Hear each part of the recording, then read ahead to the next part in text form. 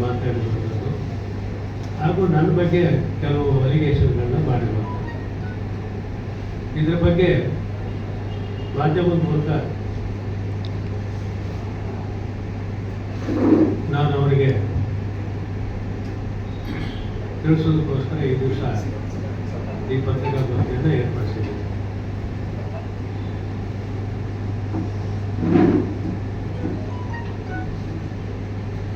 ನಾನು ಮಂಗಳೂರು ಶಾಸಕರ ಏರ್ಪೋರ್ಟ್ನಲ್ಲಿ ಮಾತಾಡ್ಕೋಬೋದಿಲ್ಲ. ಮಾನ್ಯ ಉದಯ್ ಅವರು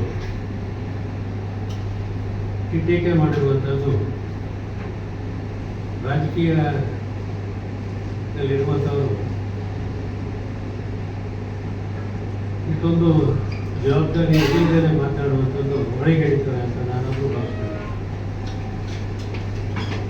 ಅದರಲ್ಲೂ ಗ್ರಾಮೀಣ ಭಾಗದಿಂದ ಬಂದು 60 ವರ್ಷಗಳ ರಾಜಕೀಯ ಜೀವನದಲ್ಲಿ ಅನೇಕ ಸಾಧನೆಗಳನ್ನು ಮಾಡಿ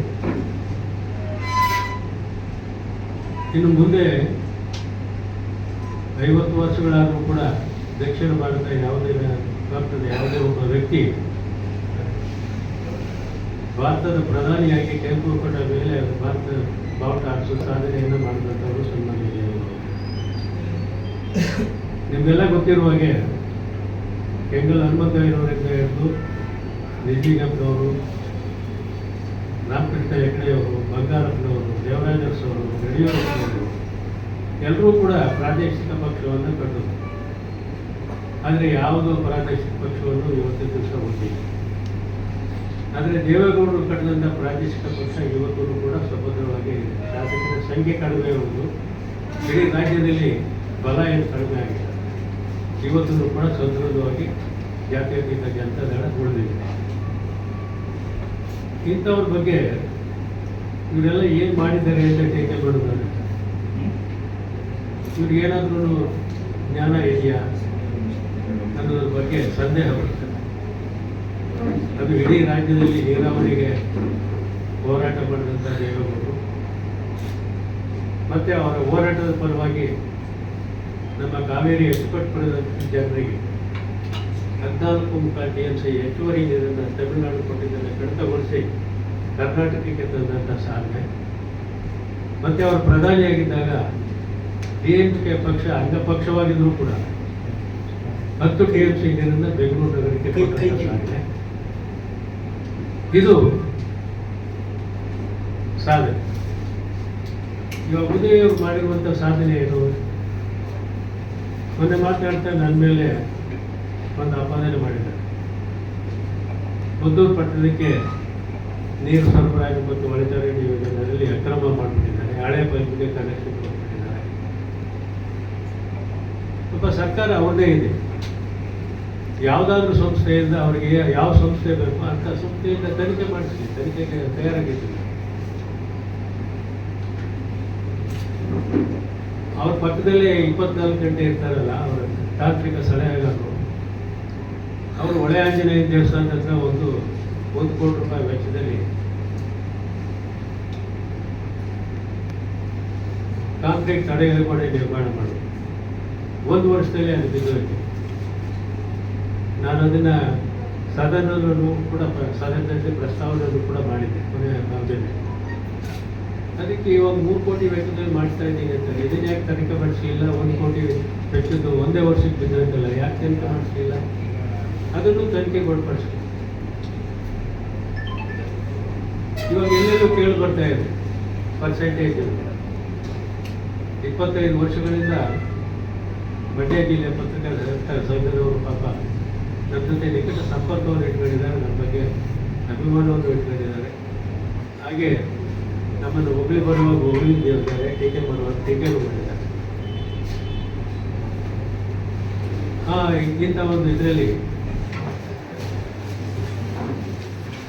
ಇವಾಗ ಕೇಳಿ ಬರ್ತಾ ಇರ್ತಕ್ಕಂಥದ್ದು 10ರಿಂದ 15% ಪರ್ಸೆಂಟೇಜ್ ಇಲ್ಲದೇ ಮಾಡೋದೇ ಇಲ್ಲ ಅಂತೇಳಿ. ಇದೇ ಕಾವೇರಿ ನೀರು ಸರಬರಾಜು ಇದರಲ್ಲಿ ಇದರಿಂದ ಕೇಪದೊಡ್ಡಿಯಿಂದ ಹಿಡಿದು ಮದ್ದೂರುವರೆಗೆ ಬರುವಂಥ ಹಳ್ಳಿಗಳಿಗೆ ನೀರು ಕೊಡಬೇಕು ಅಂತೇಳಿ ಆ ಟೆಂಡರ್ನಲ್ಲೇ ಸೇರಿದಂಥ ಪೈಪ್ ಲೈನ್ಗಳು ಬಂದು 3 ವರ್ಷ ಆಯಿತು.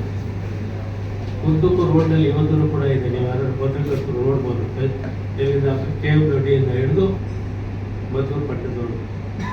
ಇವತ್ತೂ ಕೂಡ ಅವ್ರು ಪೈಪ್ ಲೈನ್ ಹಾಕಿಲ್ಲ. ಯಾಕೆಂದ್ರೆ ಯಾಕೆ ಹಾಕಿಲ್ಲ? 10% ಪರ್ಸೆಂಟೇಜ್ ಕೇಳಿದ್ರೆ ಯಾರು ಕೊಡ್ತಾರೆ? ಎಲ್ಲಿಂದ ತಿಳ್ಕೊಡ್ತಾರೆ? ಇಂಥ ಕೆಲಸಗಳು ಮಾಡುವಂಥವರೇ ಕಡಿಮೆ. ಅಂಥದ್ರಲ್ಲಿ 3 ವರ್ಷದಿಂದ ನಿಂತಿದೆ, ಮಾಡಿಲ್ಲ. ಅಕ್ರಮಗಳು ನಡೆದ್ರೆ ಅದನ್ನು ಯಾರೇ ಆಗಿರ್ಬೋದು, ಯಾವ ರಾಜಕಾರಣಿನೇ ಆಗಿರ್ಬೋದು, ಆ ಅಕ್ರಮವನ್ನು ಬಯಲಿಗೆ ಇಳಿಯುವಂಥದ್ದು ಕೂಡ ತಮ್ಮ ಕರ್ತವ್ಯ. ಇವಾಗ ಸೂಳೆಕೆರೆ 45 ಕೋಟಿ ರೂಪಾಯಿ ವೆಚ್ಚದಲ್ಲಿ ಹೂಳೆತ್ತಾ ಇದೆ. ದಯಮಾಡಿ ತಾವು ಪತ್ರಕರ್ತರು ಯಾರಾದರೂ ಹೋಗಿ ಅಲ್ಲಿ ವಿಚಾರಣೆ ಮಾಡಿ. ಲೋಕಲ್ ಆಗಿ ಒಂದು ಟ್ರಕ್ ಲೋಡ್ ಮಣ್ಣಿಗೆ 3,000ದಿಂದ 3,500 ರೂಪಾಯಿಗೆ ಮಾರಾಟ ಮಾಡ್ತಾ ಇದ್ದಾರೆ. ಜನಗಳು ತಗೊಂಡೋಗ್ತಾ ಇದ್ದಾರೆ. ಇವ್ರಿಗೆ ಯಾರು ಅಧಿಕಾರ ಕೊಟ್ಟವರು ಮಣ್ಣನ್ನು ಮಾರಾಟ ಮಾಡೋದಕ್ಕೆ, ಮಣ್ಣನ್ನು ಹೂಳು ಎತ್ತೋದಕ್ಕೆ, ಅದನ್ನು ಸಾಗಾಣಿಕೆ ಮಾಡೋದಕ್ಕೆ ಎಲ್ಲದಕ್ಕೂ ಕೂಡ ಟೆಂಡರ್ನಲ್ಲಿ ಪ್ರಾವಿಷನ್ ಇದೆ. ಅದನ್ನು ಮಾರಾಟ ಮಾಡೋದಕ್ಕೆ ಪ್ರಾವಿಷನ್ ಇದೆ. ದಯಮಾಡಿ ತಾವ್ಯಾರಾದ್ರೂ ಹೋಗಿ ಅಲ್ಲಿ ಲೋಕಲ್ ಆಗಿ 2-3 ಹಳ್ಳಿಗಳಿದೆ. ಮಾಗಳ್ಳಿ ಇದೆ, ಅಮರಳ್ಳಿ ಇದೆ, ಚಿಂಕೆರೆ ಇದೆ. ಇಂಥ ಹಳ್ಳಿಗಳಲ್ಲಿ ವಿಚಾರಿಸಿದ್ರೆ ತಮಗೆ ಗೊತ್ತಾಗ್ತದೆ. ಇದು ಅಕ್ರಮವಾಗಿ 40% ಹಣ ಹೊಡೆಯುವಂಥ ಒಂದು ಕಾಮಗಾರಿ. ಇಂಥವನ್ನೇ ಜಾಸ್ತಿ ಮಾಡ್ತಾ ಇರೋದು. ಬಂದೂರು ಕೆರೆಗಳಲ್ಲೂ ಅಷ್ಟೇ. ಇದು ಯಾವ ಸಾರ್ವಜನಿಕವಾದಂಥ ಉನ್ನತ ಕಾರ್ಯಗಳನ್ನು ಮಾಡಿದ್ದಾರೆ?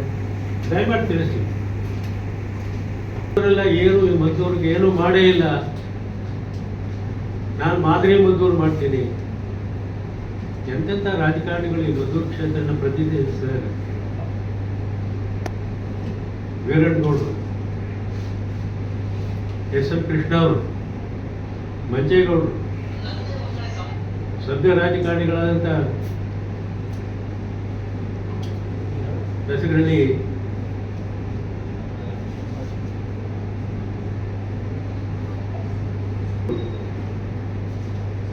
ಮತ್ತು ಸಿದ್ದರಾಜು ಇವರೆಲ್ಲರೂ ಕೂಡ ಪ್ರತಿನಿಧಿಸಿದ್ದಾರೆ.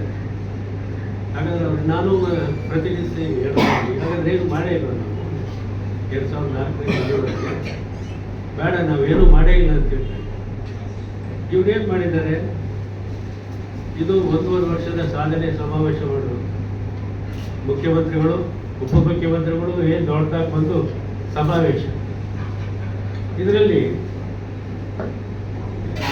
ಮದ್ದೂರು ತಾಲೂಕಿನ ವಿವಿಧ ಗ್ರಾಮಗಳಲ್ಲಿ ರಸ್ತೆ ಅಭಿವೃದ್ಧಿ, ಚೆಕ್ ಡ್ಯಾಮ್ ನಿರ್ಮಾಣ, ನಾಲಾ ಅಭಿವೃದ್ಧಿ, ಅಕ್ವಿಡಕ್ಟ್ ಅಭಿವೃದ್ಧಿ, ಕೆರೆ ಅಭಿವೃದ್ಧಿ, ಕೆರೆ ಸೌಂದರ್ಯೀಕರಣ, ಶಿಲ್ಪಾತಕಳಿ ಮೆರವಣಿಗೆಯಿಂದ ನೀರು ತುಂಬಿಸುವ ಯೋಜನೆ 474 ಕೋಟಿ ತೋರಿಸಿದ್ದಾರೆ. ಇದನ್ನೆಲ್ಲ ಮಂಜೂರು ಮಾಡಿಸ್ತವ್ರು ಯಾರು? ತಾವೇ ತನಿಖೆ ಮಾಡಿ. ಯಾವಾಗ ಸ್ಯಾಂಕ್ಷನ್ ಆಗಿದೆ, ಸ್ಯಾಂಕ್ಷನ್ ಮಾಡಿಸಿದವ್ರು ಯಾರು, ಅದು ಯಾವ ಹಂತದಲ್ಲಿ ಇತ್ತು ಈ ಚುನಾವಣೆ ಮುಗಿದಾಗ. ಇದೆಲ್ಲ ತಮ್ಮಣ್ಣನ ಸಾಧನೆ. ಇದನ್ನು ನನ್ನ ಸಾಧನೆ ಅಂತ ಹಾಕೊಂಡು ಉದ್ಘಾಟನೆಗೆ ಹಾಕೊಂಡು ಇದು ಮಾಡಿದ್ರೆ ಯಾವ ಸಾಧನೆ ಮಾಡಿದ್ರೆ? 1,374 ಕೋಟಿ ಸಾಧನೆ ತೋರಿಸಿದ್ದಾರೆ. ಪೌರ ಕಾರ್ಮಿಕರಿಗೆ ವಸತಿಗಳು 5,000 ಕೋಟಿ ರೂಪಾಯಿ ನಾನೇ ಬುದ್ಧಿ ಪೂಜೆ ಮಾಡಿ ಅದನ್ನು ಎಸ್ಟಿಮೇಟ್ ಚೇಂಜ್ ಮಾಡಿಸಿ, ಯಾಕಂದರೆ ಅಲ್ಲಿ ಡೀಪ್ ಫೌಂಡೇಶನ್ ಬೇಕು ಅಂತೇಳಿ ಕಟ್ಟಡನೂ ಮುಗಿಯುವ ಹಂತದಲ್ಲಿದೆ. ಅದನ್ನು ನನ್ನ ಸಾಧನೆ ಅಂತ ಹಾಕೊಂಡಿದ್ದಾರೆ. ಎಷ್ಟು ಕೋಟಿ ಸರ್? ಯಾವುದು ಪೌರ ಇದು ಚೆಕ್ ಡ್ಯಾಮ್ಗಳು, ಇದು ಮತ್ತೆ 19 ಕೆರೆಗಳಲ್ಲಿ ನೀರು ತುಂಬಿಸೋದು, ಅದೆಲ್ಲ ಯೋಜನೆ ಒಟ್ಟು 474 ಕೋಟಿ ಹಾಕಿದ್ದಾರೆ. 474.33 ಕೋಟಿ. ಕಾರ್ಮಿಕರ ವಸತಿಗಳು 5.25 ಕೋಟಿ. ಆಮೇಲೆ ಇಂಧನ ಇಲಾಖೆಯಲ್ಲಿ 220 kV ಸಬ್ಸ್ಟೇಷನ್ಗೆ ಜಾಗ ಸ್ಯಾಂಕ್ಷನ್ ಮಾಡಿಸಿದವು ನಾನು. 187 ಕೋಟಿ ಸ್ಯಾಂಕ್ಷನ್ ಮಾಡಿಸಿದ್ದವು ನಾನು. ನಮ್ಮ ಯೂಟ್ಯೂಬ್ ಚಾನೆಲ್ನ ಸಬ್ಸ್ಕ್ರೈಬ್ ಆಗಿ, ಲೈಕ್ ಮಾಡಿ, ಪಕ್ಕದಲ್ಲಿ ಕಾಣಿಸೋ ಬೆಲ್ ಐಕನ್ನ ಕ್ಲಿಕ್ ಮಾಡಿ.